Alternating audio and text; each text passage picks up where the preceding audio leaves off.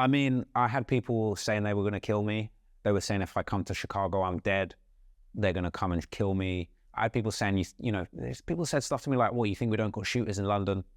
Things like that, saying we're going to get you touched. We're going to find out where you live. Good morning, Ross. How are you? I'm good, man. Ross, could you start off by telling me where you grew up and what your childhood was like? Yeah, man. It's an interesting question. No one's ever asked me that. That's an interesting one. I was born in Croydon in South London, or some people would say Croydon isn't London, but I'm going to claim it as London. I grew up in Croydon until I was about 5, and then I moved to Bognor Regis, which you may not have heard of, but it's a small town by the seaside in England on the south coast. Very boring, very lame, not very hip-hop, which is unusual sort of thing. How did I end up becoming this hip-hop creator? But I'm from Bognor Regis. But I grew up with 2 older brothers that were seriously into rap. One of them was an aspiring rapper. One of them was an aspiring beat maker. And I was just kind of soaking up all of this hip-hop knowledge. So I was sort of like a 6-7-year-old kid listening to Eminem, Jay-Z, DMX, hiding CDs under my bed. I used to get in trouble with my mum. She'd go mental at me, finding my explicit CDs and stuff that I'd listen to on my Walkman. But I was heavily influenced by hip-hop. And just fell in love with the genre, even though I was kind of living a million miles away from that lifestyle. So, Ross, how did you get into YouTube?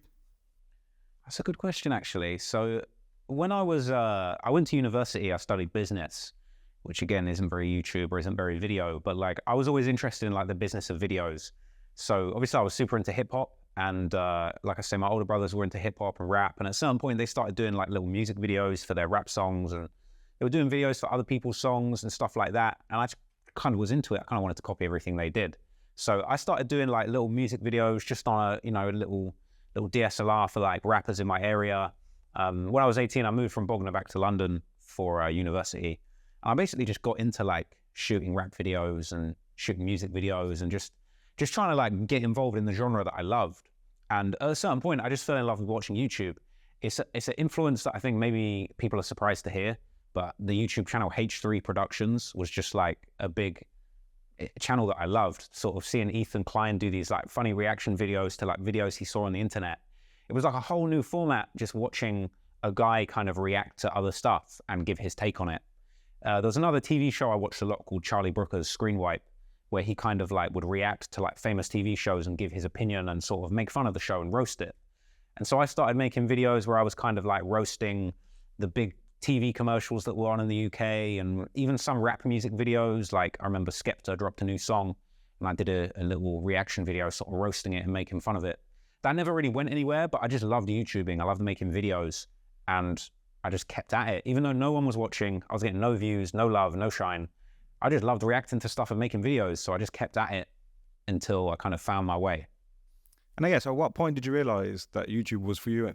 Or when was the switch, I guess, when you started getting views? What was the first video? You know what, it's funny. So I kind of had a little bit of success with, again, these are all weird little references, but I don't know if you've heard of Danny Dyer. He's like the sort of very Cockney English actor, like Danny Dyer. Like, if you know who I'm talking about, this guy's hilarious. And I basically did a reaction video to like a TV show that he was in. And that ended up just randomly getting like 60K views. And bear in mind, I had never gotten views on anything ever. I just couldn't believe it. And I think I kind of realized like doing a video reacting to something that everyone was talking about kind of got me some traction. But I wasn't that smart back then, and I almost was like, oh great, I found something that works. Let me just keep doing the opposite. And I just kept sort of failing, not really getting anywhere. And then eventually like I was chilling with a friend of mine, and he kind of said to me like, you're super into hip hop, you're always talking about how much you love rap, and you're always telling all these hip hop stories about all the rappers that you love. He was like, why don't you make a video telling those stories? And my immediate response was, look, no one wants to hear a white guy from Bognor talking about hip hop. But I gave it a try. It turns out, actually, they do. And what was the first hip hop story you did? The very first proper hip hop story I did that took off was why Jay-Z shot his brother when he was 12. That story always really fascinated me. Jay-Z's got these little hints in some of his songs about how he kind of had this altercation with his older brother who was kind of hooked on drugs and stealing from the family, and how just at age 12, Jay-Z kind of manned up and had to sort of defend his family and shoot his own brother who'd been stealing. And I just always remember thinking that was just like a crazy hip hop story that most people didn't really know. And I just made a video about that, and it it blew up. I remember it got like 20K views organically in a couple of days or so. I just couldn't believe it. It was just like, wow, they do actually want to hear me talk about hip hop. And then I kind of worked it out. I was like, you know what? Let me just keep doing this. Let me keep replicating this success and see if it can lead somewhere. And just slowly but surely, it started building up. Then I did a video on how Frank Ocean finessed the record label Def Jam for $20 million when he kind of got out of his deal. And that video went crazy. That got like 1 million views in like, I don't know, a week or two. And that got my channel monetized. That kind of got me in the game. I was able to earn a bit of money from YouTube. And, you know, before I knew it, it was my job. And how many years of YouTube did it take to get to that point? I was probably doing YouTube for 3 or 4 years with zero success before I got to that point. Honestly, I look back and I think like, why did I keep YouTubing? Like, I was getting nowhere. My friends were making fun of me. It was a waste of my time and money, but I just loved it. So I kept going. I think I always say that to people, like, just try and make some videos that you like and that you enjoy making. And then you're going to end up going somewhere. If you're making stuff you hate, or you're just trying to fit in or chase the numbers, you're not going to get anywhere. You got to enjoy it. And at any stage, I guess, prior to that first success video, was you ever going to quit? Or did you ever come close to? I quit so many times, man. I would always quit. Like, I would do a few videos and they wouldn't get any traction. I'd be like, allow this. I'm not going to do this anymore. Waste of my time. And I just always had that itch. I'd have a new idea and I'd be like, you know what? I think this is the idea. I'd be like, I think this is the one. And it would flop. Every time it would flop. And I would be like, fuck this. Like, screw this. I ain't trying to do this. And just something would come. I'd be like, let me do a little comedy sketch. Like, I used to do stand-up comedy around this time. I'd be like, well, I've got a little funny idea. Like, let me try that. Or let me do a video with my mate. Or let me just like try something different. I just loved it. I just kept coming back to it. I was like I don't know, I was almost like an abused partner. Just like YouTube would just slap me around and give me no results. And I'd waste all my time. And I'd just be like, let me give it one more shot. But in the end, it all worked out. And I guess, when did your life start changing? When did you start getting recognized, or do you get recognized in the streets? Yeah, I do get recognized, man. It's a weird one. I still don't really have my head around it. Like, for me, it just seems so weird. I think because I spent so many years not getting the love, it kind of still doesn't feel real to me. I've probably barely just now, I've probably been successful on YouTube about as long as I was unsuccessful on YouTube. So it's like, it's still a bit of a weird one. But I really started getting success probably like sort of towards the middle to the end of 2019. You know, I'd been successfully doing YouTube maybe like 6 months. I probably was only on like maybe 100,000 subscribers, but I started getting recognized. The first time I ever got recognized, ironically, because I've got a big American audience, I was in Florida with my family on a vacation. I was in a department store and some guy came over to me and was like, yo, can I ask you a question?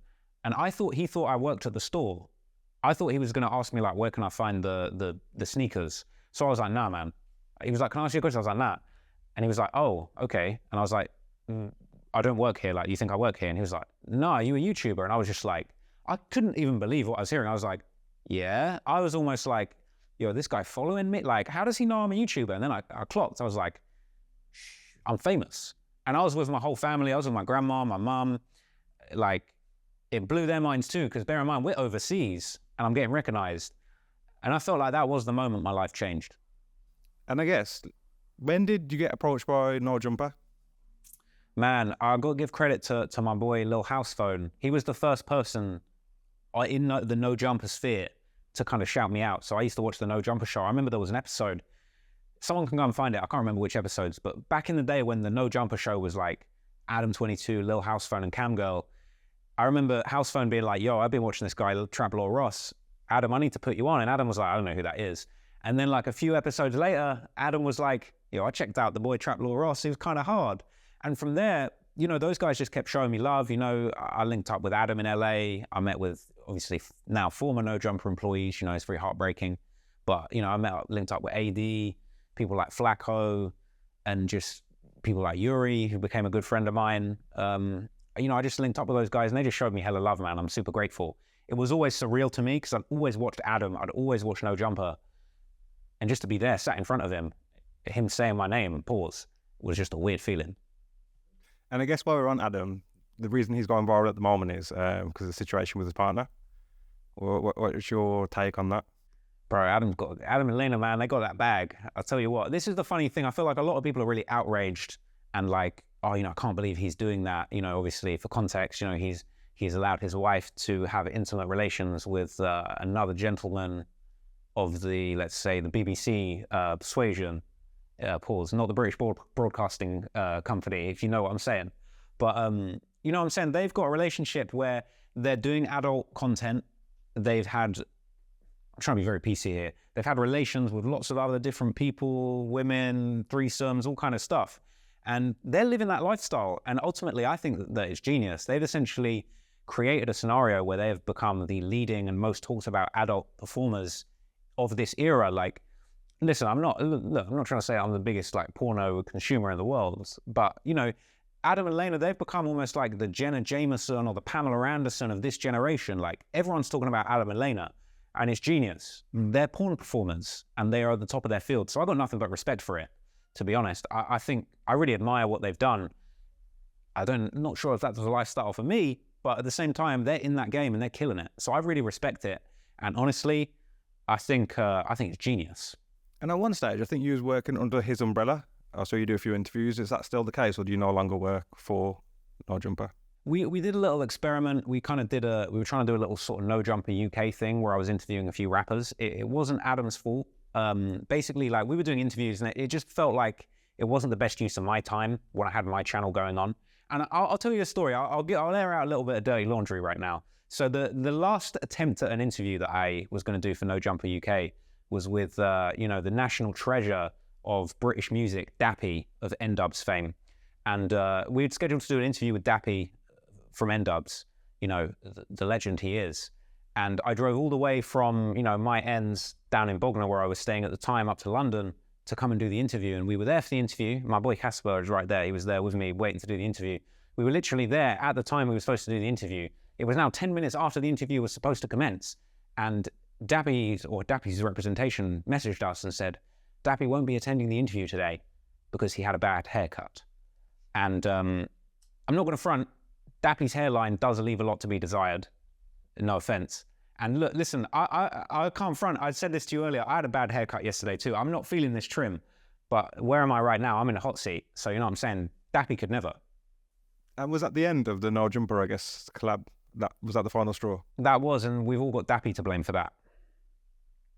As well, Ross, I want to ask how you got the name Trap Law Ross. How did that come about? Yeah, this is a funny one. So I used to go by a different name on my channel.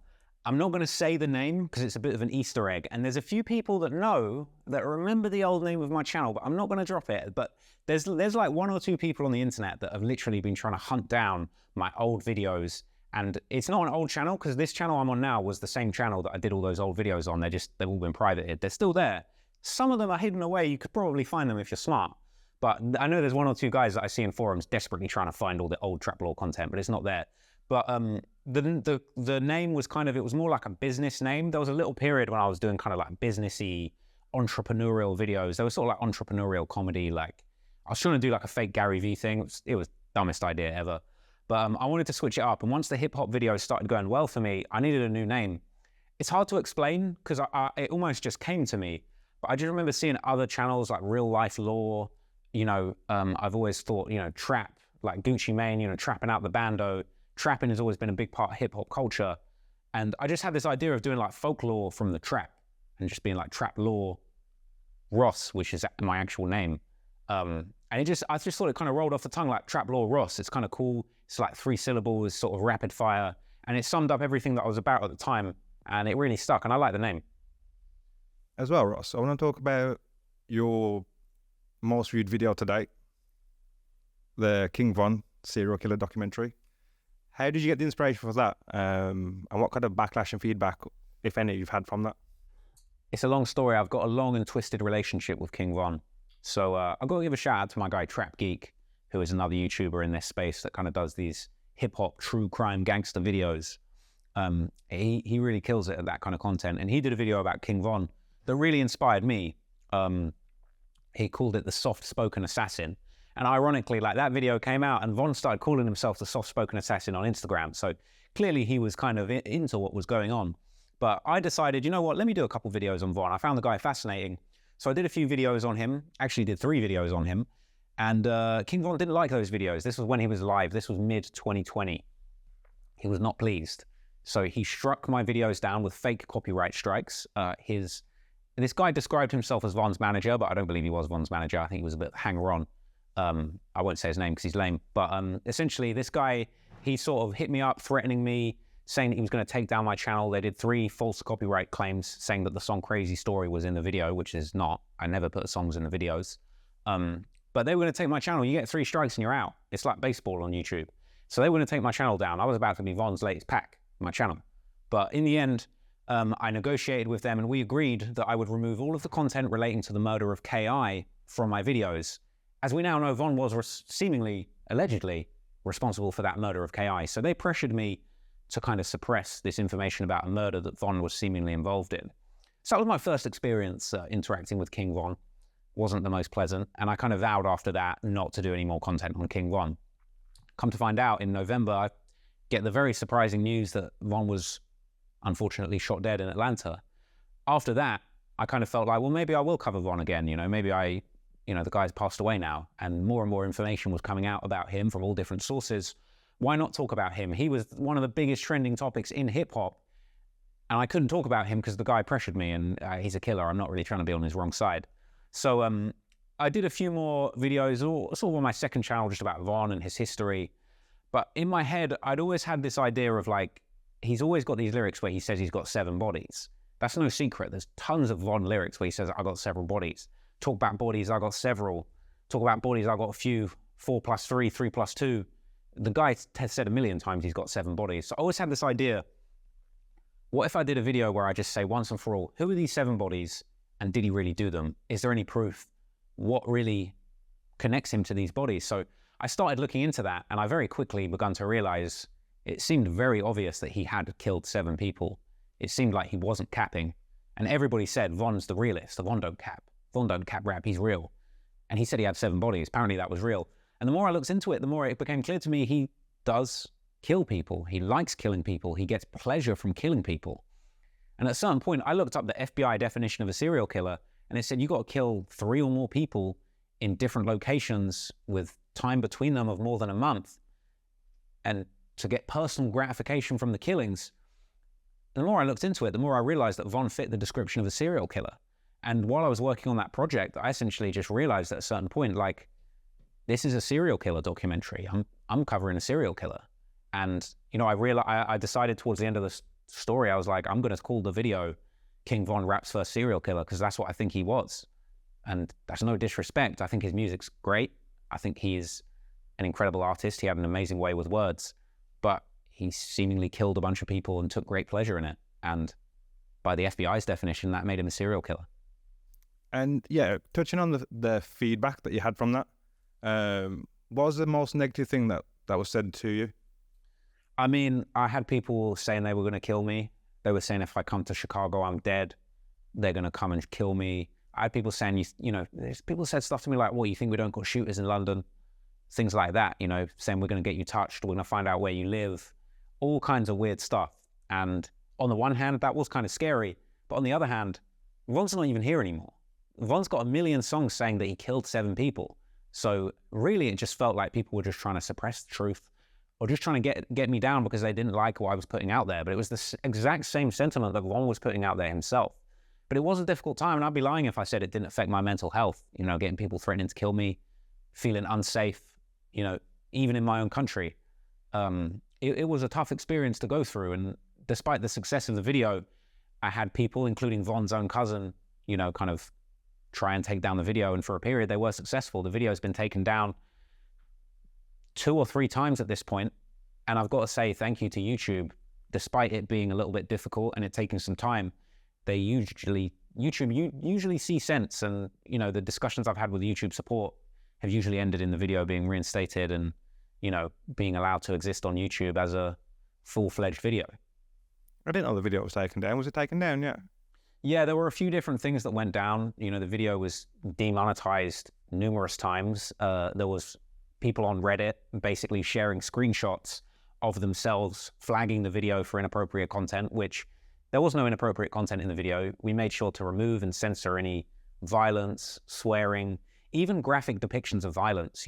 Some of the murders that Von allegedly did were extremely gruesome and chilling, stuff that could keep you up at night. And, I had to remove the descriptions of some of the acts that Von was involved in because they were too gruesome to even talk about on YouTube. And ultimately, in the end, I persevered, and YouTube found things in my favor, and the video is currently, thankfully, up on YouTube. At any stage, were you just tempted to just think, fuck this, and just pull it down yourself? Yeah, well, part of the problem was, the video got demonetized numerous times, which also meant that it was suppressed and it wasn't being shown to people. And when that happened, I took the video down and I waited to negotiate with YouTube so that I could fix the problem. That's no secret. And ultimately, these videos, they're not easy to produce. It takes a long time. It takes months of research, months of editing, a lot of manpower, a lot of money, and a lot of stress and pressure. So, it's unfair to think that I should go through all that and the video should just not exist. But there were times, even in the run up to the video, because it's tough to produce a 3.5-hour video to that standard, where I was ready to quit. I was thinking maybe this job isn't for me. And even in the months following, even within the last month, the video has been sort of attacked and it's been taken down, and I've had to get it reinstated. And that really does take a toll, and it's stressful, and it does make me want to quit sometimes. What was the worst threat, or is there anything that sticks out in your mind that someone said to yourself? I think people saying people hit me up saying, you think you can't get touched in England? Stuff like that. I think on the one hand, I think a lot of people say things on the internet and they don't mean it. It's difficult because for me, that could just be some kid in their mum's basement trying to make me feel bad. Or it could be a real full-fledged gangbanger from O Block with a gun who maybe has even killed people before. I don't know. They're all hiding behind a persona online. But to hear things like that is scary. Would you feel safe to go to Chicago? To be honest, no. I would like to go to Chicago. Something that I've been working through myself with my mental health, like trying to feel more safe and more comfortable. I don't think I should let people and their threats make me feel like I shouldn't be able to go anywhere.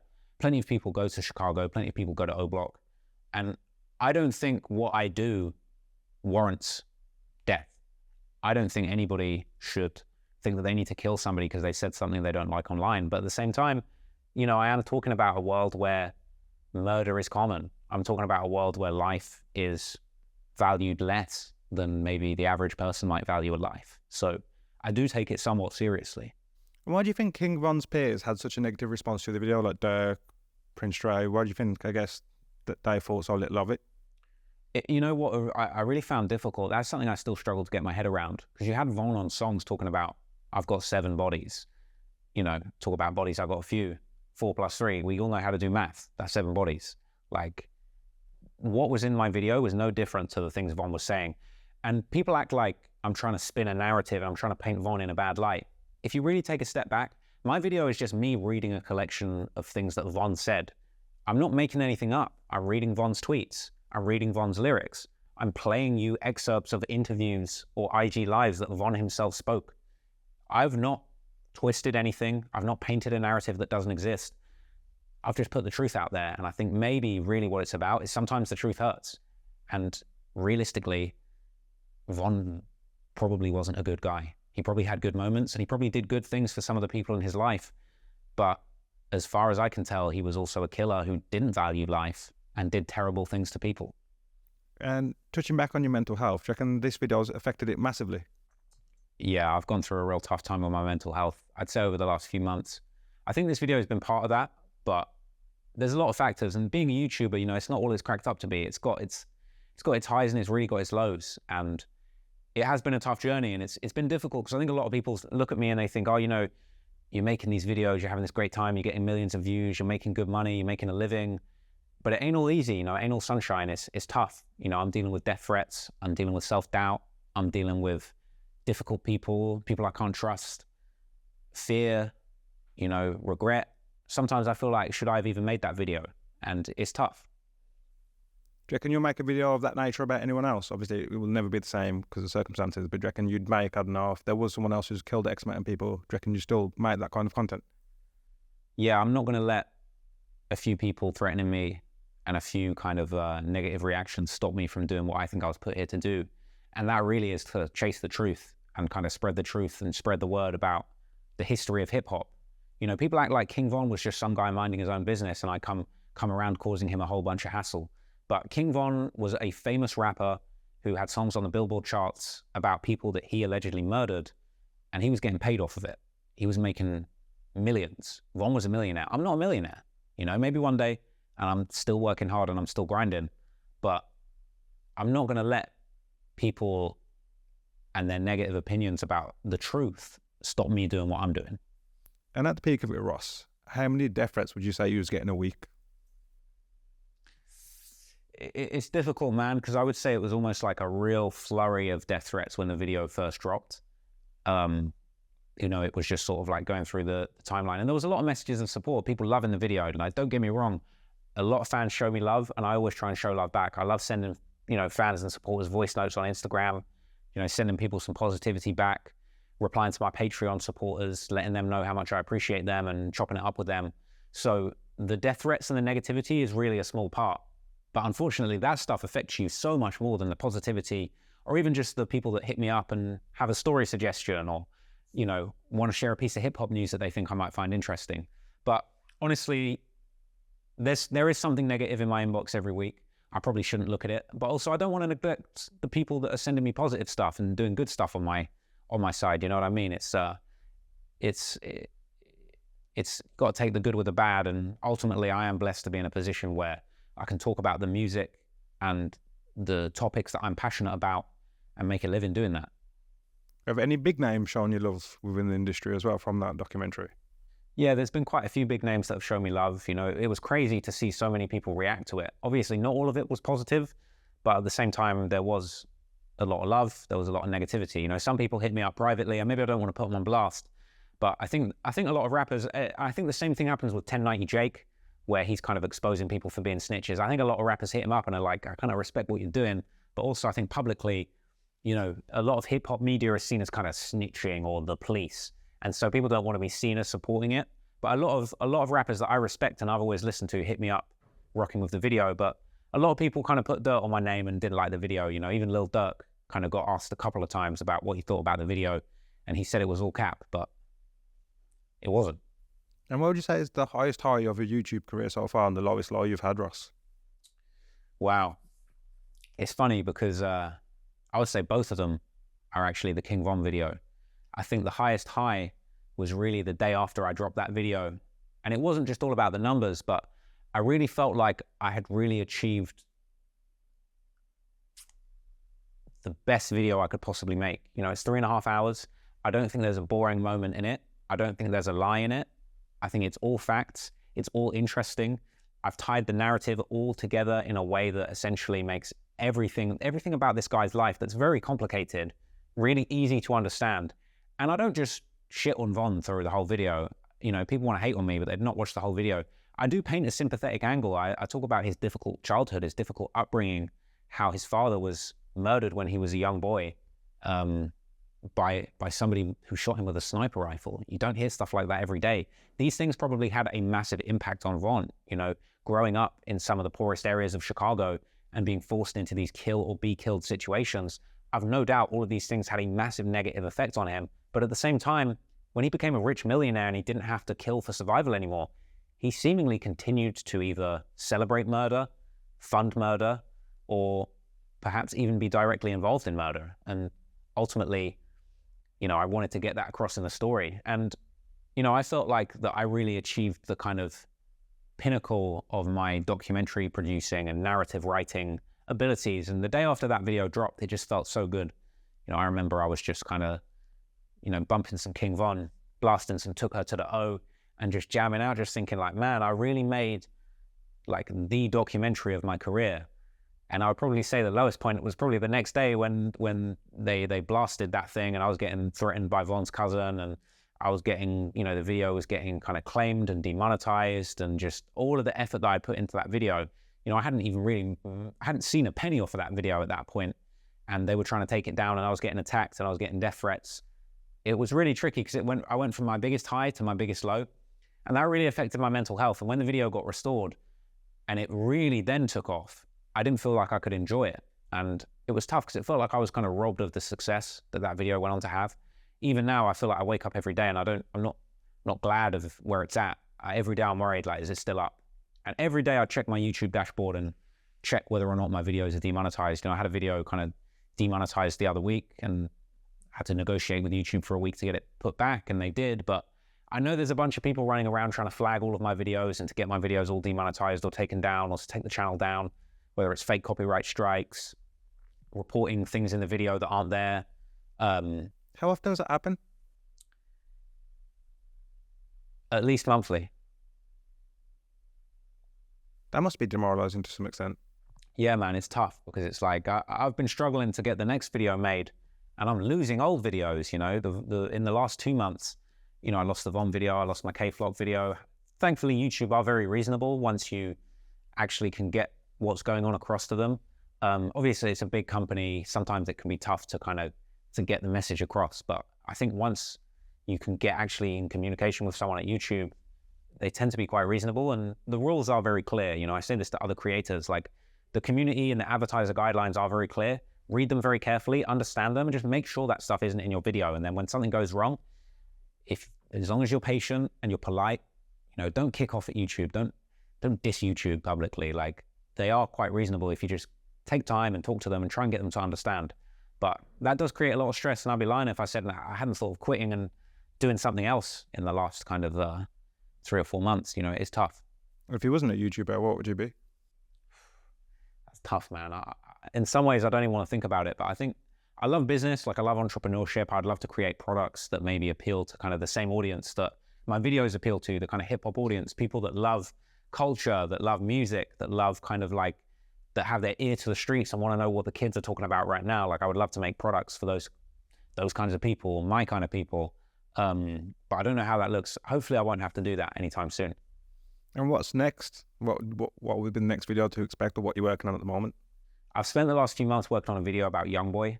It's funny because YoungBoy's got a lot of lyrics where he talks about having 7 bodies, 12 bodies, 12 murders in his hometown. And a lot of people have kind of dissed me when the Von video came out and said, well, YoungBoy says he's got 12 bodies. Is he a serial killer too? And I took that as a challenge, and I said, you know what, let me sit down and do the same thing. Let me give YoungBoy the same treatment I gave Von and try and work out once and for all, like, is YoungBoy the gravedigger that he says he is? And I think it'll be very interesting when that video is done. I won't spoil it, but you'll find out when that drops. Hopefully soon, but it's been a tough journey. And I guess, are you anxious about dropping that at all because of the feedback that you had already? Bro, I'm dying with anxiety. I'm so scared. I'm so stressed. It's shaping up to be the longest video I've ever done. I don't mean any disrespect by this, but like, YoungBoy's still alive. So if YoungBoy don't like what I say about him, I'm going to be in trouble, because, you know what I'm saying, YoungBoy's going to be coming for me with the with the 4K Trey Slimes behind him. But at the end of the day, I'm very respectful. YoungBoy's one of my favorite artists. I love YoungBoy's music, top to bottom. I've listened to every YoungBoy song that is at least on streaming services, and I'm hopefully going to do his story justice. But I'm a huge YoungBoy fan. Do you reckon the fact that he's alive, your narrative will be slightly different?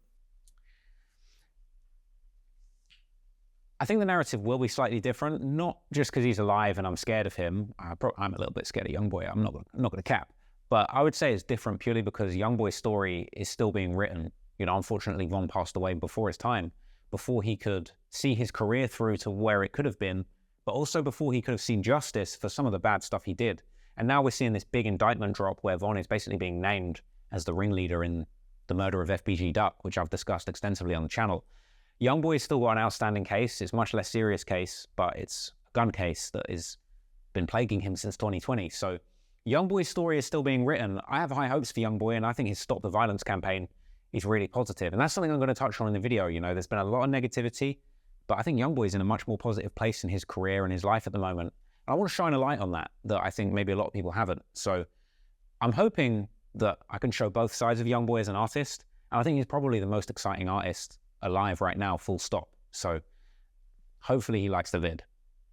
And again, just touching back on your Kim Von documentary, how long does something like that cost to make, and how long does it take to make? It's a tough question to answer. Let me start with saying it took 3 months to research and then 3 months to edit. So I was researching it while my editor was editing my Eminem video that dropped beforehand. So I spent a good 3 months researching it. And that, bear in mind, that's with all the knowledge that I knew about King Von, having to find out everything else there was. I read every single tweet that Von ever made in his life. It's kind of obsessive, but I wanted to get to the truth. What did he tweet after these murders took place? And it turned out he tweeted about the murders immediately after they happened. So that was 3 months' work. And that's 3 months of me paying my cost of living. You know, I pay myself out of my business. You know, there's a number that is just what I need to get by, and there's a number that I need to be able to have nice things, give money to my family, share the bread around a little bit, you know, pay down some of my debts.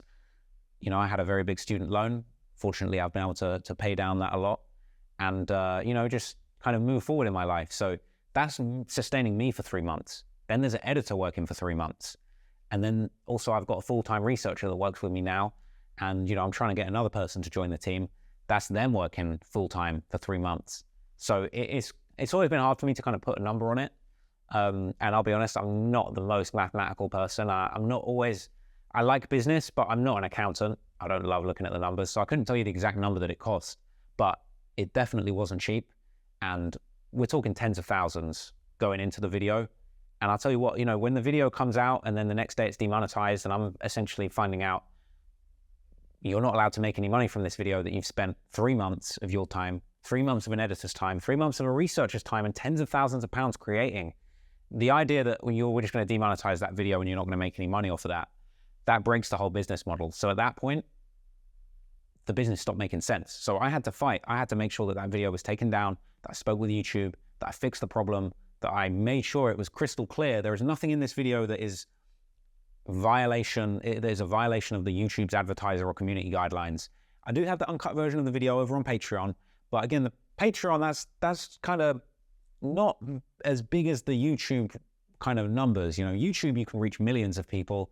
On Patreon, I can reach a few thousand people, and those are my diehard fans. Those are my day ones. Those are my real deep people that are kind of riding for me and really rock with everything I do.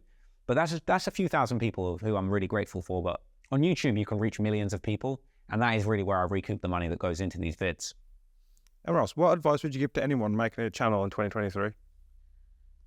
Find something you love and talk about it. You know, find some way that you can add to the conversation and talk about famous people, talk about the big things that are going on. Don't jump on YouTube and just talk about yourself. You're probably not that interesting, no offense. You know, I don't make the videos all about myself. If anyone's a true TLR fan, you'll know years ago, I made a video about me. I literally did a video. I can't remember, it might have been my birthday or like my anniversary of being, I can't remember. But I made a 40-minute video on like the rise of TLR. And it was one of the worst performing videos I ever did because I'm not as interesting as King Von. I got 0 bodies. You know what I'm saying? Maybe I'll catch one down the line. You know what I'm saying? We'll see how it goes. Yeah, if you guys keep in my DMs, I might have to slide. But for real, like, you're probably not that interesting, but there's a whole world of interesting information out there, interesting people, interesting events, interesting history.